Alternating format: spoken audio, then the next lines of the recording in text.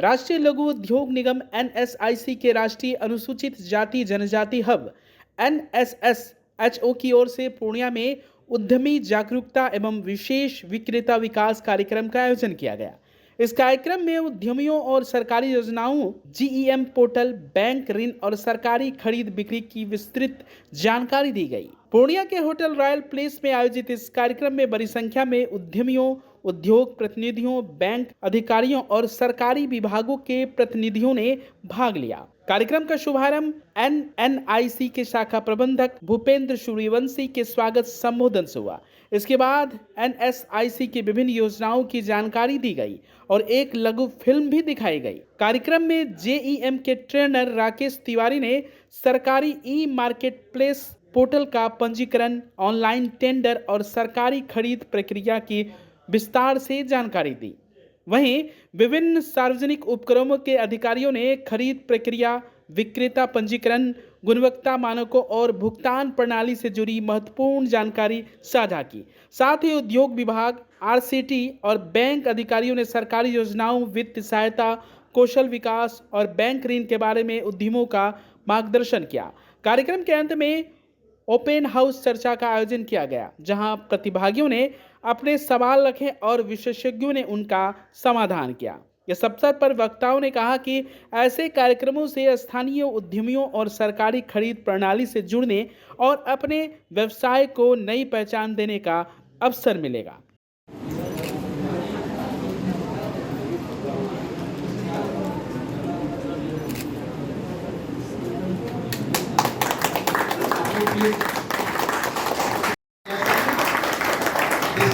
Industry centre और उनको सम्मानित कर रहे हैं नेशनल SC/ST हब के Bihar head mister Pushpendra Suryavanshi sir. सम्मानित कर रहे हैं मिस्टर पुष्पेंद्र सूर्यवंशी सर, जो नेशनल SC/ST हब के बिहार के हेड हैं। ये हैं दिनेश कुमार दिनकर सर, जो LDM पूर्णिया हैं, और इनके बिना आप लोगों का काम नहीं चलेगा। अभी जो महाप्रधान प्रेसिडेंट आप लोग और जिनसे मिलने के लिए आपको बहुत दूर दूर जाना पड़ता है, आज वो सब लोग आप लोगों के बीच में।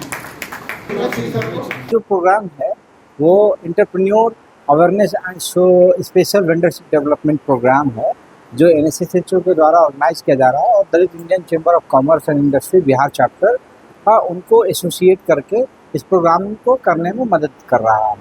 इस प्रोग्राम का मुख्य उद्देश्य जो है एंटरप्रेन्योरशिप बढ़ाने के लिए और एंटरप्रेन्योर्स के बीच में अवेयरनेस को बढ़ाने के लिए ये प्रोग्राम है। इसमें साथ ही CPSU जो जितने भी हैं उनको हम लोग समय समय पर रिक्वेस्ट करते हैं इस प्रोग्राम में शामिल होने के लिए, ताकि इस प्रोग्राम में जब वो शामिल होंगे तो जो भारत सरकार की प्रोक्योरमेंट पॉलिसीज़ है और जो प्रोक्योरमेंट करने के लिए जो प्लेटफॉर्म बनाया गया है उसकी जानकारी उद्यमियों तक पहुँच सके, ताकि SC/ST को जो 4% MSME के द्वारा जो परचेज करने के लिए सरकार का लक्ष्य रखा गया है, उस लक्ष्य की प्राप्ति में हम अपना सहयोग दे सके। माननीय जितन मांझी जी का ये बहुत अथक प्रयास है कि बिहार में जब से उन्होंने MSME मंत्रालय संभाला है, उनका अथक प्रयास है कि बिहार के लोग उद्यमी बने, और ये 4% का जो लक्ष्य है जो अभी तक पूरा नहीं हो पा रहा है, उस लक्ष्य को पूरा करने के लिए ऐसे स्पेशल वेंडरशिप प्रोग्राम चलाए जा रहे हैं। अगर आप इसे बताएं कि पूरा नहीं कर रहे, कहाँ कमियां आ रही है जो आखिर सरकार भी यानी छूट दे रहे थे, आखिर क्या कमियां आ रही जो इसका लाभ नहीं ले पा रहा है, उस लेवल पर यानी नहीं हो पा रहा अभी तक? देखिए, गवर्नमेंट पॉलिसीज बनाती है और कहीं ना कहीं पॉलिसीज में कुछ लूप होल हो जाते हैं जो हमारे सोशल स्ट्रक्चर के हिसाब से मैच नहीं करते हैं, या फिर इसके बेनिफिशियरी बहुत कम हो पाते हैं।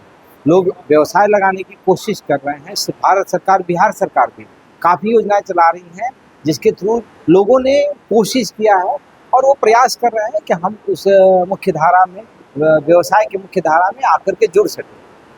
लेकिन जो बेसिक प्रॉब्लम्स है वो आप जानते हैं कि ज़मीन और जो रुपीज़ का जो मामला फंड का होता है, यहीं पे जाकर मामला हमारा रुक जाता है, क्योंकि SC/ST जो एंटरप्रेन्योर्स हैं उनको लोन इतना इजीली मिलता नहीं है और ना ही उसकी सही मॉनिटरिंग हो पाती है।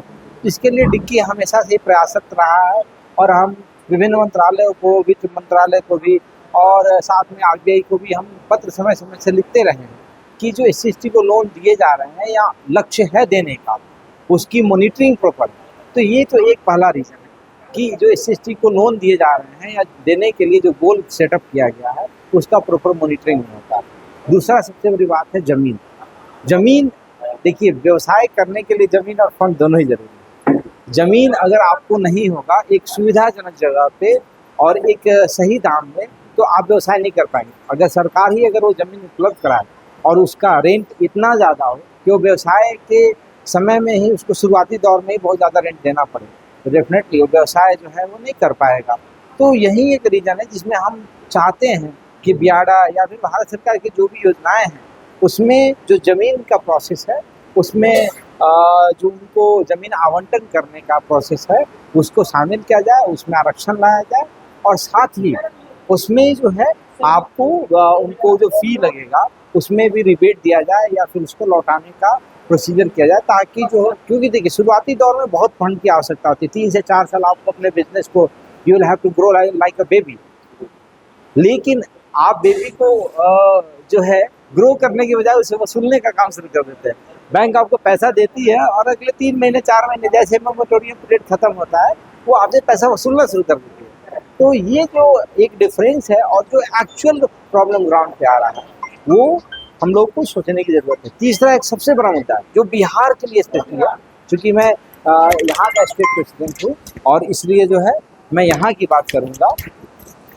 बिहार में मैन्युफैक्चरिंग यूनिट कितने हैं और उनको बाजार कितना मिलता है। यहाँ तक कि CPSUs के भी गोल पूरे नहीं हो रहे हैं। उनके गोल पूरे होते हैं अगर किसी के भी, तो वो बाहर के स्टेट से पूरे होते हैं।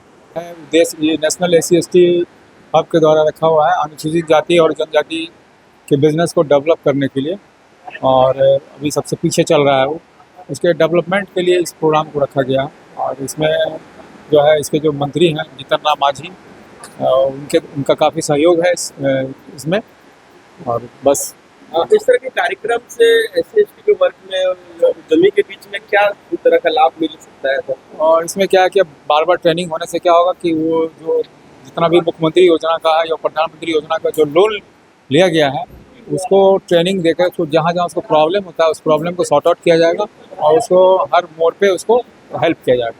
हाँ सर, ये अभी जो बिहार में जीतन राम मांझी के नेतृत्व में चल रहा है, फिर भी कमियां देखा जा रही है कुछ, यानी आखिर क्या वजह लग रही है इसका? क्या कमियां तो है, क्या कॉपरेशन नहीं मिलता है उसको, हर जगह से कॉपरेशन नहीं मिल पाता है।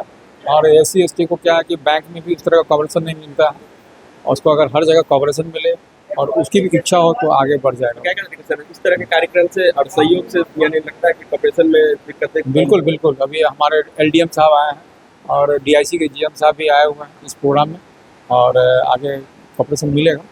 अच्छा कॉपरेशन मिलेगा। क्या सर परिचय है? मेरा नाम है किशोर बैठा और हम भी एक उद्यमी हैं और हम खुद अपना बिजनेस चला रहे हैं। Aryabhatta institute of technical education. अब आप बताइए, आप IT क्यों कर रहे हैं? IT सेक्टर में गवर्नमेंटल एवं प्राइवेट प्लेसमेंट बहुत है। अभी IT की क्रांति है, सो मुझे तो यही करना था। तो यहाँ आर्यभट्ट में होगा मौलाना मजरूल हक अरेबियन एवं फॉर्च्यून यूनिवर्सिटी पटना से मान्यता प्राप्त जिले का एकमात्र पैरामेडिकल IT एवं मैनेजमेंट इंस्टीट्यूट है। क्यों ना मैं इसे चूज करूं? आर्यभट्ट यानी कि सही फैसला। थैंक्स टू आर्यभट्ट इंस्टीट्यूट जिसने मुझे दिया कॉन्फिडेंस एवं आगे बढ़ने का हौसला। पारा मेडिकल कोर्स करें, नौकरी तुरंत पाएं। Contact number 7739023553। Campus office Kaptanpara near Durga Mandir Purnia.